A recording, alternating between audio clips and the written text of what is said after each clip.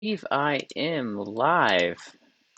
Facebook consistently updates how they do their live platform, which is kind of annoying, but it looks like I'm good. I see myself. This is fantastic. Well, hey, as always, feel free to ask any questions you have about the project as we go. Happy to answer those questions. And yeah, today I'm going to get into the update that I posted on the weekends, look at some of the rulebook stuff, um, reference cards, the game trays, just a bunch of things. And so, hey, as always, ask away. Hello, Adam. Thanks for joining. I think I have a good setup today. So let's just get right into it. We're going to go right into the update that I posted on I think it was Saturday, maybe. And thank you, first of all, for being such an incredibly gracious community. I announced on the weekend that we were going to have a delay of up to 2 months, and this is pushing delivery into October. And like I say in the update, the big thing is for us, we just want to develop a well put together campaign and gameplay elements. And I actually just got off the call with Nick, our testing champion, who's been leading the charge. And I sent him a revised scenario book, well, prologue in Act One, and it's already leaps and bounds where we were last month. And so we're really excited about what this time gives us. The added finessing and the game is fun. Nick was talking about towards the end of Act Two, where he is comboing. He's like playing the Argonaut, but he's drawing ships close to him, and then he's doing this massive burst fire, and then he moves his ship and does the big afterburn, and there's this massive explosion, and so he's like such cool combo abilities. And so for players who are looking for that kind of stuff, this game is offering a ton of potential. And we have a very simple, kind of elegant, I guess, difficulty scaling that we're going to introduce into the game. And it's really going to be at the player's progression. And so we scale the game kind of like this throughout the campaign. Uh, to kind of let you in on the metrics, roughly how I scale Act 1 is 3 damage per player per ship 3 damage per player per round is roughly the scale, and I kind of look for in between 7 and 9 rounds, depending on the difficulty. So it's 3 damage per player per round, and we can take the enemy hull and shield, add them together. Obviously, stuff kind of changes in the midst of that, but that's the general gist of it. And then Act Two is 3.5 damage per player per round, and Act 3 4 damage, and that might change a little bit. Act 4 might be 4.25 ish. It's sometimes there's a little bit of burst fire at the beginning, and then but aggregates the average uh, is around that. So that's kind of the general bit of it, and the game scales like this. And for those who are looking for an extra challenge, we have a really easy way just to turn up the difficulty, and we're just having it as difficulty level. So we start on difficulty 0, pretty basic. Difficulty level 1 is all enemy ships have +1 hull and +1 shield per pilot. So if you're playing 2 pilots, all enemy ships have +2 and +2, which is effectively 4 health. And so that's level 1. Level 2 is +1 hull, +1 shield per pilot, but then also +1 base damage. Not per pilot, because that would be crazy, but +1 base damage. And then level 3, +2 hull, +2 shield per pilot, and +1 base damage, level 4. And we'll probably have, not too sure, maybe we'll have up to level 10. I don't think that's really realistic, but there's probably those who are looking for that kind of challenge. And so oh, and then there's also kind of an added reward, right? So it's not just, hey, you're doing these missions and you're not getting anything. We're taking an extra credit per difficulty level per player, right? So if you beat level 1, then everybody gets an extra credit. If you beat level 2, everyone gets an extra 2 credits. And yeah, it might not add up, or might not seem like a lot, but it adds up over time. And hey, extra credits are extra credits. So that's kind of the general difficulty scaling. I think it's gonna be great. I know big games like this, for me, it kind of depends on how I want to play, right? Do I want to experience a challenge, or do I just want to like have fun, not really think about my actions, and experience the story? So we're gonna give people the option to do both. Whoa, we got comments. I didn't do it. Adam is mentioning, with this damage scaling, would this be useful to get a fifth player into the game? Uh, I think you could absolutely do a fifth player. Like, Adam, you might have been one of the guys getting for five for this whole time. It's uh, it's expensive. The game is expensive to make. Don't get me wrong. So adding a fifth player components wise won't work. But hey, if you have two copies, you could easily scale the damage. You just easily scale it, right? You two copies, you could sit down and like, okay, you know what? Let's do level 8. That might be intense, and we'll play with 4 pilots, like with all the ships. So you'll have the ships that would be out there as if you're playing it with 4 pilots, but the damage would be scaled. So absolutely, you can do that. That'll be easy. Marcus is asking, are you locked into a difficulty for the whole campaign, or can you flex up and down? You can flex up and down.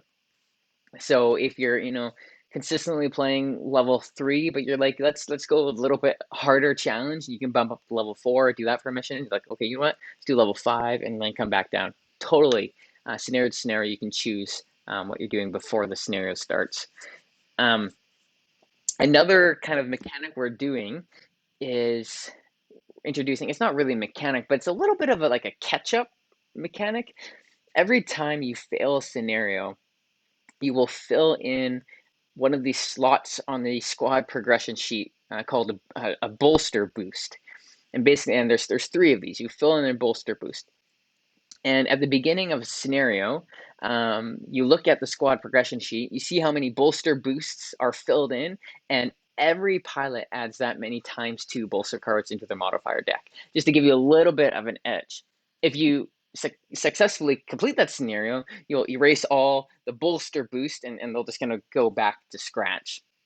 So it's a nice little mechanic that I was definitely inspired by a couple of video games, but it's a nice little mechanic where you can you fail a mission and it sucks, but this hopefully will prevent some snowballing of failing missions, just to give you a little bit of an ad. Alice is saying, did I definitely lose the chance of getting the exclusive content? We don't have any exclusive content, Alice. If you buy the game right now, you're getting everything. The only thing that's different is the price. There's no Kickstarter exclusive content. I guess there's some things that we haven't put up on the website yet, like the neoprene mat, journal, and art book. But besides that, you can jump into the game, no problem. Okay, so before getting into more of the rules bit, let me just chat about the game trays, because these are sweet. So I'm actually going to go in order of how you would see them in the box. This tray here, the card tray, is sitting on the very top of the box. And like I said in the update, resting inside, let me just zoom in here. Can I zoom in? Yeah. Resting inside of the tray itself are the player boards. And Alice just asked if we have shipping to Mexico, and I believe we do offer shipping to Mexico. Can you send us an email? I'm gonna reply to you here. Send hello@games.com an email, okay? All right, awesome. And so this is at the top of the box. We have the player boards are all hanging out in there, and they have a nice little notch area. And then we have the cards. We have our world exploration 1, 2, 3. We have a bunch of our enemy cards, enemy combat cards, and we have our modifier decks and all of our smaller cards there. Let me just refresh my page. I can't see any comments. So that's at the top. Underneath that, we have two things. We have our sparrow tray. Got to fill out my taxes. Great. We have our sparrow tray, which the sparrow board actually rests right on top of here. You can kind of see the outline where it rests, and it's punched out. And it has spots for the hull of the sparrow, for the supply of the sparrow, and for the round tracker. Number on the world exploration cards, Jonathan. It's escaping me at the moment. 150 something. And so in the Sparrow tray here, we have the trauma deck, which is nicely set up. You can put the Sparrow abilities, and we have our D6, the custom D6 that you use once in a while. And inside of here are all the cubes, different colors cubes, different area for the cubes. And then the neat thing about this is once everything is locked in, the supply track actually stays locked. Scenario has this nice little kind of cover that will snap right into it. So you're really going to be like set up from the get-go. And the player trays also do the same kind of thing, but for the players. So players mainly operating out of the players are mainly operating out of the player board. Just wondering if I have an example of it. I guess I don't. Players are operating on the player board, and then they're going to kind of take the player board, all the kind of components that are in there, and slide them into this area nice and easily. And so what I mean by that is you have spots for kind of your ship miniature, the pilot miniature, all the cards, and all the dice here. This is a nice kind of filled in spot here. Your modifier deck. It's cool. This is going to look great. It snaps into place. So this saves the state of your game. Really, really, really slick, and it's going to be great. And then finally at the bottom, we have everything else, which is a lot. There's a lot of stuff here. There's terrain, there's cards, big cards here. There's miniatures. There's, what are these? Oh, these different hex spots. There's just so much. Like this is a lot, and it's so cool. It's really neat. Oh, sorry guys. Let me just zoom out here. Jonathan is asking, can you give a brief overview of the world exploration overhaul? I remember you mentioned that we changed it up a few months ago. Sure, Jonathan. I don't know, should I go into the rulebook? I'll go into the rulebook here. Okay, so world exploration is on page 29.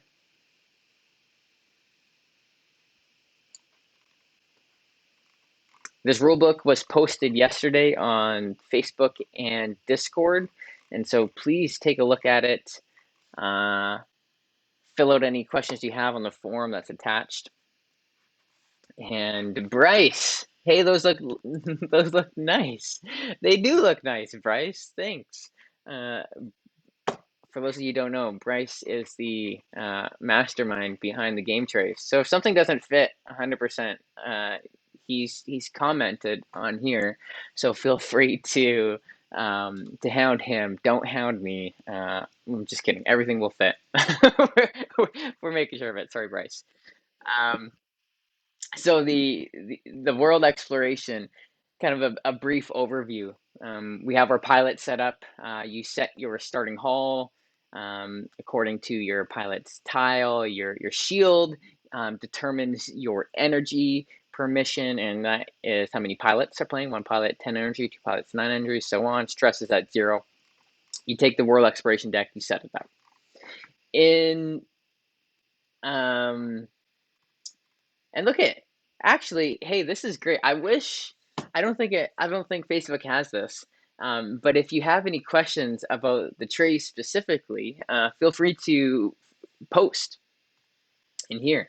Bryce is present, and so he can answer any specific tooling questions. I know David was talking about how there is a lot of tooling that's needed, and yes, lots of like molds are being made. That's definitely the most expensive part of trays themselves. Um, all of the molds need to update the rule book to say trays with a TM in the corner, because I don't think we're legally allowed to use the word trays without the TM. I don't know. I think I'm joking. I'm not too sure. So back to world exploration. Um, Jonathan, it is broken up into three kind of easy phases. Each player reduces their energy by one, then it's the pilot action phase, and then it's the end of the round. You reduce your energy to one, and if you have no energy left, you actually reduce your health. If you ever have zero health, you are unconscious. And second thing you do after you reduce your energy is you pilot actions. And similarly to space combat, while turns are not, I'll be like simultaneous, players can take actions at the same time. So I guess they are somewhat simultaneous. As long as you are not interacting with the um, same piece on the map, you can take your turn. And so on your turn, players can explore and move. You can investigate, or you can do a skill check. That's pretty much the gist of it. Each time you do an action, you'll see something like this, this icon. And the icon has the action type here. It might have an investigate symbol. It has a scenario book entry, and then it has the dice needed. For example, this needs two attack dice. That's what the orange symbolizes. So as a player, you would have to commit a number of dice, a number of your 4 dice, and roll. And if you got 2 of the attack dice, you'd read the success entry in the scenario book. And if you got less than 2, you'd read the failure entry. If you wanted to, you could commit 3 dice to it. You could commit 4 if you really are wanting to make sure, or you could commit maybe even just 1, because might your pilot might have strength, and so you add whatever successes you have on your dice roll to your pilot's pilot stats, and you read the outcome in the scenario book dependent on that. Each player continues this until all of their dice are used up, and then you move on to the next. That's the end of the round, and then you repeat the steps until you complete the world exploration. Some worlds act as like hubs, and other worlds act as kind of one-off missions. I'm going to jump back into the chat here. Oh, we have Noah too. Uh, Noah is another game trays guy. So Marcus is talking about card sleeves. Uh, so nothing's been tested, Marcus. We're actually uh, Bryce is talking about how we have a gazillion cards, and if we sleeved all the cards and had trays, I think the box would be, it's already massive. The box would be like 1.5 Gloomhavens probably, which would be really, really ridiculous. Um, I think there will be room for some sleeved cards, but we just can't commit to anything right now because uh, we will well, actually, Marcus, here, let me say this. If you're willing to kind of shift your cards around a little bit, you will probably be able to sleeve your modifier cards and use the trays. I'm saying probably because we haven't tested anything, but we have actually more card slots. Bryce actually changed our card tray around a little bit, so that we have more card slots for the modifier cards than we do, like that size, than we do for any of the other types of cards. And so I bet if you were willing to kind of move things around a bit, that the modifier cards themselves could actually be sleeved.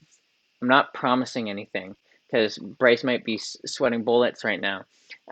But you know that, hey, I'll go and buy some sleeves when the I'll go buy some sleeves when we get the samples back, and I'll test some configurations. Because yeah, the modifier cards are the only ones that are really shuffled. Combat cards get kind of mixed around a bit, but there's only 10, so you can't really shuffle a deck of 10.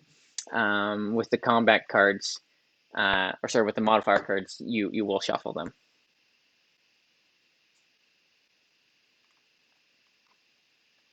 Yeah. So who knows? I think we could do it. But I will obviously when we get the sample back, I'll be hosting a live stream, and you guys can tell me what's what. And I need to buy some sleeves. I'm not a big sleever because I don't love the feel of the sleeves, but I will buy some sleeves for you. Okay. We have some red molds here, red wax molds, but I'm trying to. I got derailed. Sleeves always get me. Uh, oh yeah, okay. This is what I was talking about. Oh boy, I have sorry here. Let me just scroll up to the top.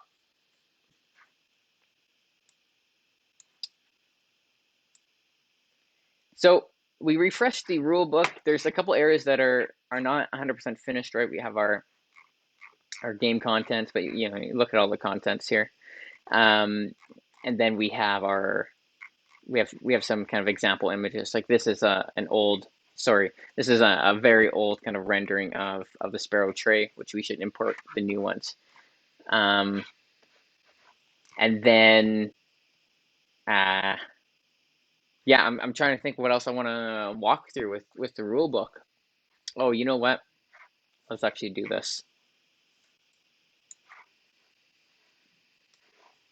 So I'm going to post these. These are our reference cards, which I know people who have been playing Tabletop Simulator have been itching to get reference cards.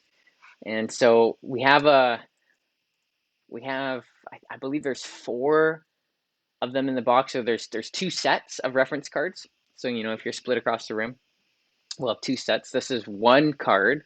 On the front we have space exploration. On the back we have world exploration, and then we have a space combat front and combat effects back. This I think is going to be really helpful. It's also going to be on the back of the rule book, right? We're going to make sure to kind of condense whatever we put on the reference cards onto the back of the rule book as a quick little, hey, what's this icon do? What's that do? And so this is kind of a snapshot, right? All of the icons listed nicely, all of the phases and steps of space combat, you know, kind of laid out along with the stress thresholds. So it's, you know, hopefully kind of the messaging at a glance. And same thing with space exploration, right? We have the different things that you can do in space, and we have an overview of world exploration. And Jonathan, maybe I should have used this to share, because this is kind of gives you a um, brief overview of everything that you need uh, for world exploration. Cool. Oh, okay. Trying to think if there's more stuff that I want to cover. No, there's probably not. Probably not. Again, as always, feel free to leave comments below. Leave comments in Discord. Thankfully, Nick is an active member of our Discord channel. Sometimes I'll jump on there, but lots of times I just have too many spaces that I find myself in, and so I'll be posting this on YouTube, and it'll be up on Facebook. So hey, thank you all for tuning in, and I'm excited for you to get the game. I'm excited for me to get the game too. This is going to be sweet. I really do believe that Stars of Akarios um, this has a real cool potential to be a mainstay on people's tables and to really blow up. Like the Kickstarter blew up, and so hey, thank you. But I think once people are going to get the game in their hands, it's going to be just a whole next level experience with these miniatures, with literally everything. It's going to be real cool. So hey, thanks all for tuning in, and I hope you have a good rest of your day. Take care.